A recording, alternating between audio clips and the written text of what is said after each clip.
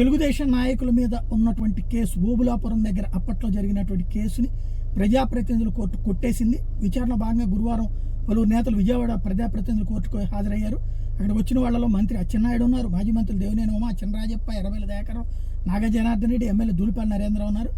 2007లో YS Rajasekhara Reddy సీఎంగా ఉన్న సమయంలో టీడీపీ నేతలు ఓబులాపురం గనుల పరిశీలనకు వెళ్ళడం, దీని మీద అప్పట్లో కేసులు నమోదైనవి.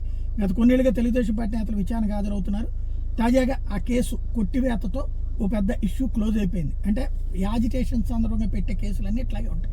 ఏళ్ల తరబడి ఈ కేసులు పెండింగ్లో ఉంటాయి. వీళ్ళందరూ కోర్టుల చుట్టూ తిరుగుతూ ఉండాలి. లాయర్లు బ్రతికేస్తారు. ఆ కోర్టులకు వచ్చినటువంటి చుట్టుపక్కల హోటళ్ళు, టిఫిన్ సెంటర్లు బతికేస్తుంటాయి. వీళ్ళకేమో ఆ కేసు ఉందని చెప్పి రికార్డులో చూపించుకోవాల్సి ఉంటుంది. ఆ కేసు ఏమైనా నిలిచేదా చచ్చేదంటే యాజిటేషన్స్ కేసులు యాజిటేషన్స్గానే ఉంటాయి. యాజిటేషన్స్ కేసులు శిక్షలు పడ్డటువంటిది, సందర్శనకి వెళ్ళిన శిక్ష పడినవి ఏముండవు. కానీ లిటిగేషన్స్ మాత్రం సాగుతూ ఉంటాయి. దశాబ్దాల తరబడి అనడానికి సాక్ష్యం ఇది.